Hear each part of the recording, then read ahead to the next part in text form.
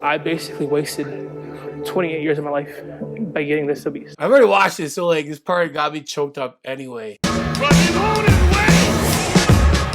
What is up? It's your boy Johnny Shreve. I have BB Pro and Mr. Tell It Like It Is. Welcome back to the channel. Guys, if you have not watched Will's latest video called I Tried His 725-pound weight loss routine, I suggest you literally go over there and watch it after this. Now, to give you guys a little bit of a summary, the video is about a gentleman named Sal, who is basically 725 pounds and needs to lose that weight because it's literally life or death if he doesn't. Very extreme, but very real. Because a lot of the things that Sal's going through in this video in terms of like great tips to get you to your goals, I pulled out those tips and I'm gonna go through each one of those tips for you guys while going through this video and show you guys how you too can take control of your life just like Sal did. Let's get into it. This is Sal, who at his heaviest weighed 725 pounds.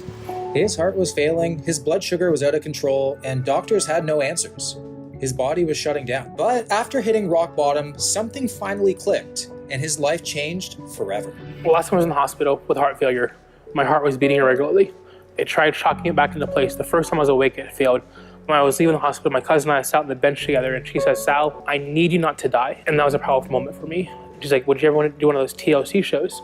And I said to her, "I'd rather tell my own story." And here it is. Number one, start where you are, even if it's at rock bottom. That's some very powerful stuff there. That's just an opening right there. And when it comes down to it, when you're starting, it's like start where you are. You know what I mean? Like, don't wait until something extreme happens. Now, I always say this when it comes to everybody's fat loss or whatever fitness journey that you go on. Everyone gets to a tipping point. And that tipping point can be as small as, you know what? You didn't fit into the shirt or the dress, or you have a wedding coming up or some kind of event coming up and you're not in the right shape. Or someone makes a comment to you and it hits you. Or in Sal's case, it's detrimental to your life. But when it comes down to it, no matter what the tipping point is, the tipping point really is you making that choice and saying, I want to make a move right now. In this case for Sal, some powerful shit. You don't have to like wait until things are perfect. Don't wait until all the things are aligned, all the stars are aligned. I'm gonna wait until, the summer months, or I'm gonna wait until Monday, one of the classes, I'm gonna wait till Monday starts. Like, start now. Your now has to be when you are ready. And hopefully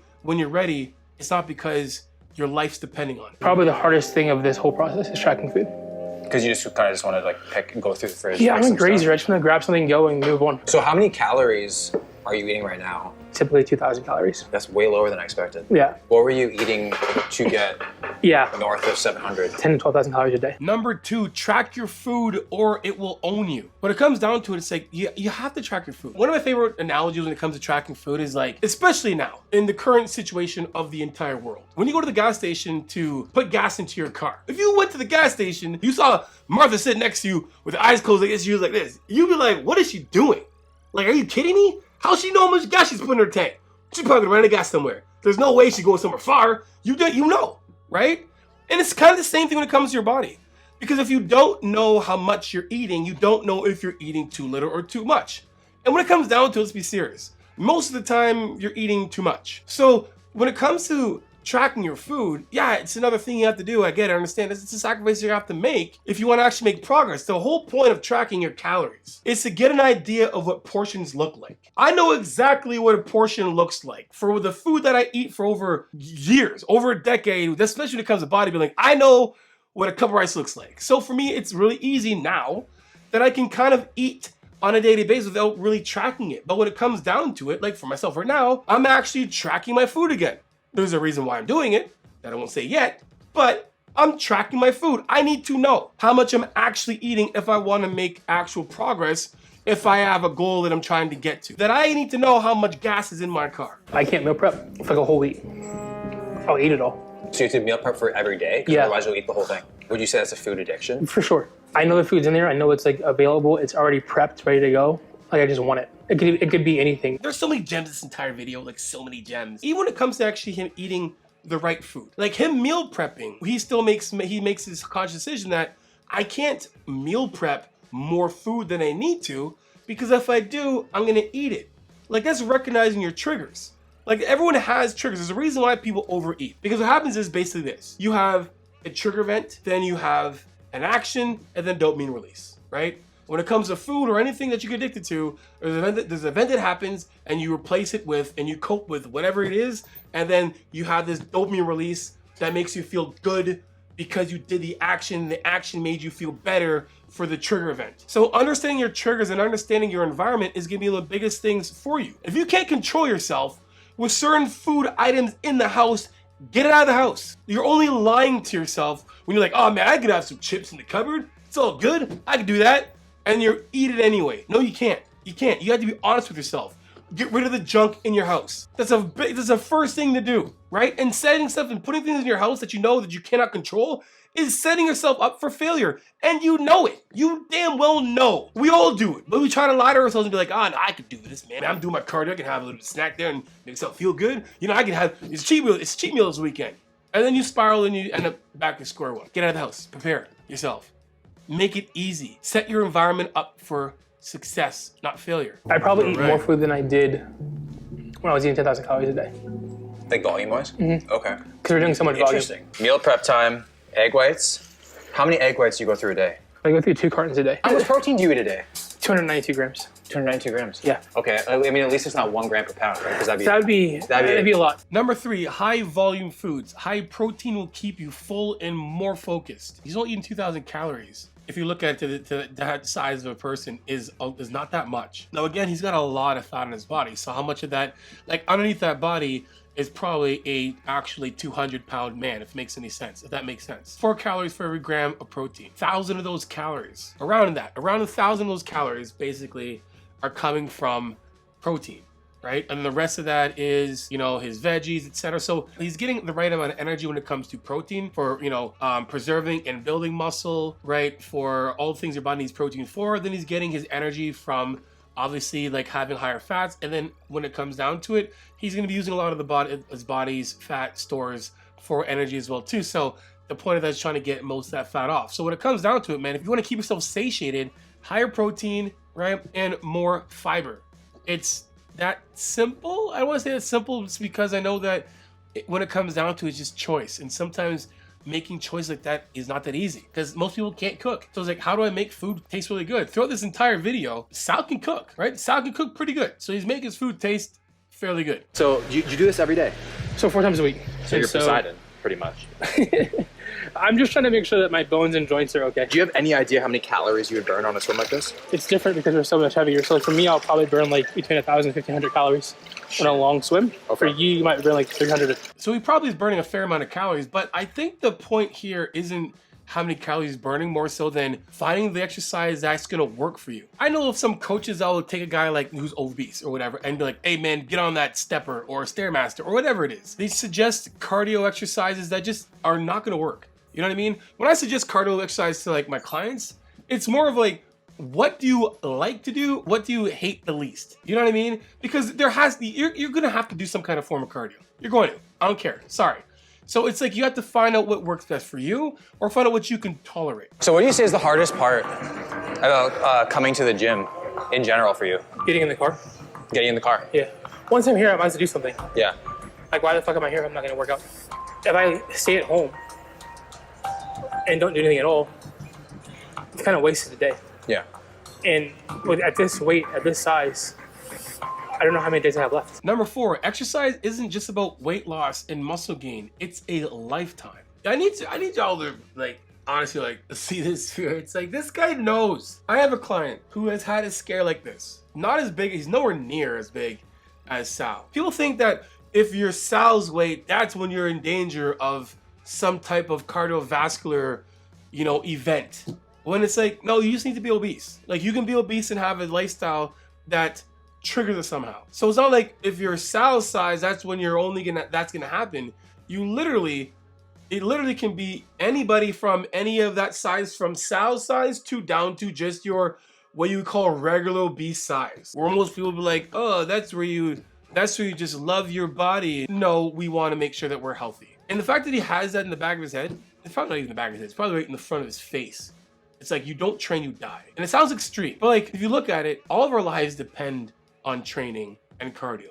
It does. Because one day in your life, you're going to have to fight for your life. Whether it's at the end of your life when you want to live a little bit longer or something happened and your body can fight through because it's been in a recovery state from training for X amount of years, or something might unfortunately happen, which you really hope it doesn't, but your body can fight through. Training, cardio, nutrition, all those things puts your body in a defensive state. So when like a sickness comes or some kind of health crisis comes or something, your body can fight it. We are all training for our lives. We look at training and nutrition as like, it's a milestone. I need to just get in shape and call it a day. It's like, no, man, you need to get in shape. 100% get in shape. 100 get in shape. Look good, man. We all look good naked. But like, we want to look good naked for a long ass time. Do you think obesity is a choice? Yes and no. Obesity is a product of disease. That's just how you're just predisposed. The choice lies within not choosing to get help. Yo, At the end of the day, the fork, the hand, has to go from the plate to your mouth. I would venture to say that most bodybuilders, most folks in the health space who are trying to get really big, have a massive food drive. Yeah. They've just developed ways in order to maintain their food drive That's true. Yeah. and not get obese. So true. Oh my God, this dude I is a basically gem. wasted 28 years of my life by getting this obese. Couldn't do certain things, missed out on so many opportunities. The goal I have now is to not miss out anymore.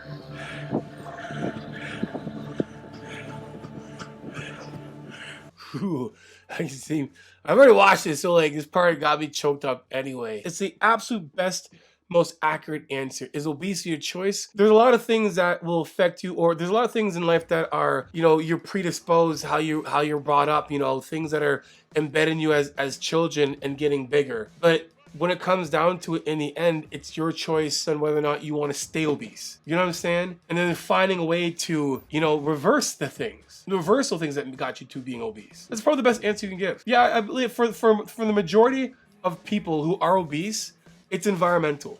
It's nature versus it's upbringing. It's how your parents brought you up. But then eventually you get to a place where you're aware of your obesity.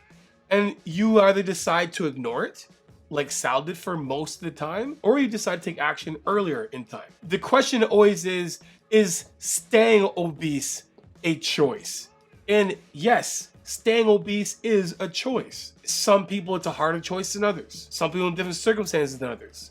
Some people have only 100 pounds that go off, or maybe 50 pounds. Sal's got more than 400 to come off. When it comes down to it, Sal made a choice. And I'm pretty sure Sal probably could have made choices earlier in, but the choice that he made was at the right time. Because when it comes down to it, when you choose not to be obese, that's the right decision no matter when you make it. You just hope to make it with enough time. Do you have any piece of advice for people who are out there who are struggling with their weight, don't have any idea what to do, but they want to make a change, but they're kind of just stagnant right now? Yeah.